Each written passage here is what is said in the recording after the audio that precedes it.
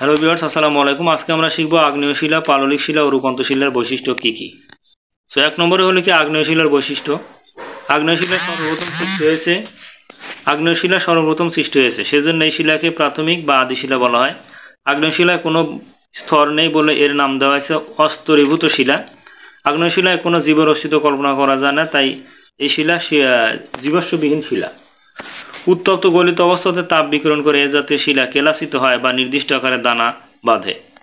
আগ্নেয় শিলার দানাগুলোর মধ্যে কোনো ছিদ্র না থাকায় এই শিলার মধ্যে কোনো তরল পদার্থ প্রবেশ করতে পারে না, তাই আগ্নেয় শিলা অপ্রবেশ্য শিলা। আগ্নেয় শিলা সুদৃঢ় এবং সুসংহত হওয়ায় এটি মজবুত ও শক্ত। পাললিক শিলা স্তরে স্তরে পলিসঞ্চিত হয়ে পাললিক শিলার সৃষ্টি হয় বলে এটি স্তর বিশিষ্ট শিলা। উদ্ভিদ ও প্রাণীর দেহাবশেষ এবং পলিসঞ্চিত হয়ে পাললিক শিলার সৃষ্টি হয়, সেজন্য এটি জীবাশ্মযুক্ত শিলা। পাললিক শিলা কখনো উত্তপ্ত অবস্থা হতে শীতল হয়ে সৃষ্টি হয়নি, এটি তাই অকেলাসিত। জলভাগের তলদেশে এ জাতীয় শিলার সৃষ্টি হয় বলে এর মধ্যে তরঙ্গ চিহ্ন দেখা যায়।